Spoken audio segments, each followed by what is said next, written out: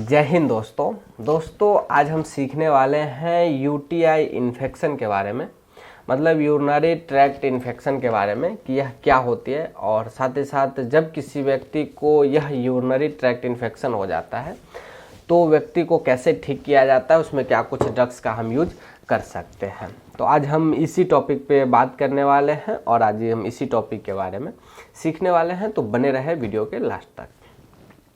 दोस्तों यह जो यूरिनरी ट्रैक्ट इन्फेक्शन है यह किसी भी एज ग्रुप में हो सकता है, चाहे वह कोई एडल्ट महिला है, एडल्ट पुरुष है या फिर कोई पेडियाट्रिक है, बच्चा है, बुजुर्ग है, तो किसी को भी यह हो सकता है।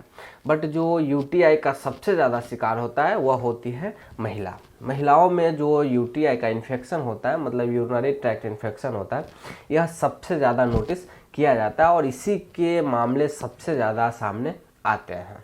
दोस्तों यह जो इन्फेक्शन है यह कॉमनली बैक्टीरिया की वजह से, वायरस की वजह से, फंगस की वजह से या फिर प्रोटोजोआ की वजह से हो सकता है। तो किसी की वजह से जब यह इन्फेक्शन यूरिनरी सिस्टम में पहुंचता है और यूरिनरी सिस्टम से एसोसिएटेड जो ऑर्गन्स होते हैं जिसमें किडनी, ब्लैडर और यूरेथ्रा आती है, तो जब यहाँ तक पहुँच जाती है तब जाकर के व्यक्ति को इस इन्फेक्शन को यूरिनरी ट्रैक्ट इन्फेक्शन हम कहते हैं। इसी इन्फेक्शन को यूटीआई इन्फेक्शन कहा जाता है। अब हम जानते हैं कि यह जो यूटीआई है, यूरिनरी ट्रैक्ट का इन्फेक्शन है, इसके क्या क्या कारण हो सकते हैं होने के। तो इसका सबसे पहला यूटीआई का कारण होता है कि जो पेशेंट है वह अपने प्राइवेट पार्ट को, अपने जो प्राइवेट ऑर्गन है उसको हाइजीन नहीं रखता है, प्रॉपर वॉश नहीं कर पाता है, तब जाकर के वैसे पेशेंट में यूटीआई का इन्फेक्शन देखा जाता है।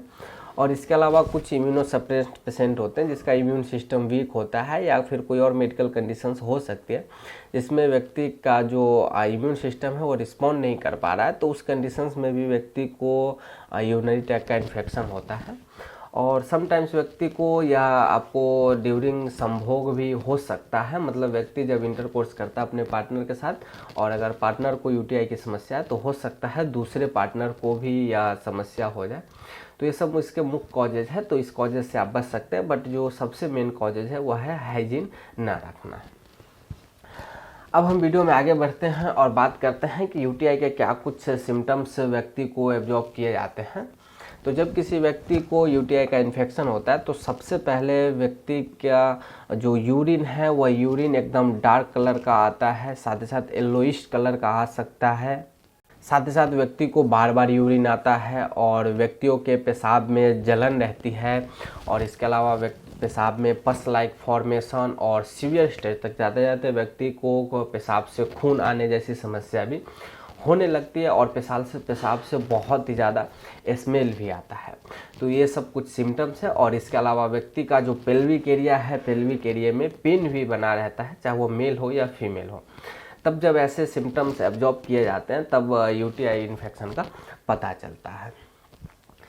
अब हम वीडियो में आगे बढ़ते हैं और जान लेते हैं कि अब व्यक्ति का जो डायग्नोसिस है वह कंप्लीट हो चुका है और व्यक्ति को यूटीआई की इन्फेक्शन है, तो इसमें क्या कुछ ड्रग्स दिए जाएंगे।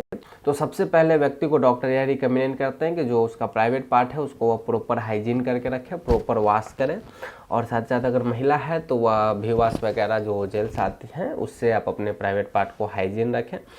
और इसके अलावा व्यक्ति को खान पान में भी कुछ सुधार करने की बोली जाती है ताकि व्यक्ति हेल्दी और फाइबर वाली डाइट ले, जिस वजह से व्यक्ति को कोई और समस्या देखने को ना मिले। और पानी का इंटेक व्यक्ति को तो ज़रूर बढ़ाना होता है।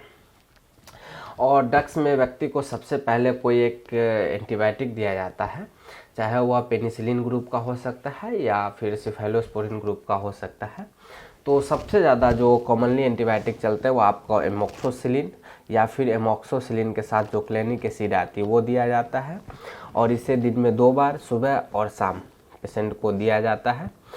और इसके अलावा डॉक्टर हो सकता है तो आपको कोई और भी ड्रग जैसे कि ओफ्लॉक्सासिन, सिप्रोफ्लॉक्सासिन और या फिर अगर यह जो यूटीआई इन्फेक्शन है आपका सीवियर स्टेज में जा चुका है तो हो सकता है आपको जो सेफ्ट्रियाजोन, जिसे हम ब्रांड नेम मोनोसेफ के नाम से जानते हैं, उसके इंजेक्शंस भी आपको सलाह दे सकते हैं। तो ये सब कोई भी एक एंटीबायोटिक व्यक्ति को दिया जाता है और ये एंटीबायोटिक अगर 3 से 5 दिनों तक व्यक्ति को दिया जाता है तो व्यक्ति का जो यूटीआई का इन्फेक्शन है वह 95% तक क्योर हो जाता है। इसके अलावा व्यक्ति को कुछ एनाल्जेसिक पेन मेडिकेशंस भी इसमें ऐड ऑन किया जाता है, जिसमें आइबुप्रोफेन, डाइक्लोफेनिक या फिर एसिक्लोफेनिक हो सकता है। तो कोई भी एक ड्रग व्यक्ति को चलाया जाता है ताकि व्यक्ति को पेन फील ना हो, और जो व्यक्ति को पेल्विक एरिया में पेन हो रहा है वह कम से कम हो, और व्यक्ति को बर्निंग यूरिनेशन और जो जलन फील हो रही है उसके लिए हो सकता है। तो कुछ आपको आयुर्वेदिक में जैसे एमिल कंपनी का आपका एक ये लिक्विड आती है, ये भी दे सकता है, या फिर कुछ और भी जैसे अल्कासिट्रल वगैरह आती है, यह सब भी दिया जा सकता है। और कई बार जो डॉक्टर है वो लिवोफ्लॉक्सासिन जैसे टेबलेट्स भी आपको रिकमेंड कर सकते हैं। तो ये सारे इसके ड्रग्स हैं, बट ये है कि ये कोई भी ड्रग्स जो है वो डॉक्टर अपने एक्सपीरियंस के आधार पे चलाता है, और डॉक्टर का जो एक्सपीरियंस है और जो आपकी कंडीशंस है दोनों को मैच किया जाता है, तभी जाकर के जो डॉक्टर है कोई और ड्रग्स आपको रिकमेंड करते हैं। तो दोस्तों ये था आपका संपूर्ण जानकारी आपको यूटीआई के बारे में, मतलब यूरिनरी ट्रैक्ट इन्फेक्शन के बारे में, जिसमें हमने बात किया कि यूटीआई क्या होता है, कैसे होता है और क्या कुछ ट्रीटमेंट हम दे सकते हैं व्यक्ति को।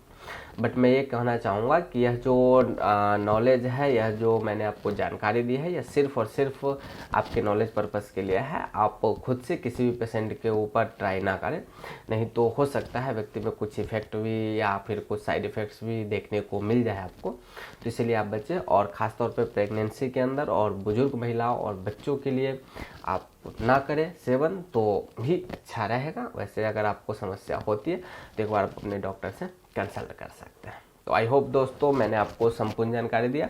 तो मिलता हूँ अब आपसे अगले वीडियो में किसी अगले टॉपिक के साथ।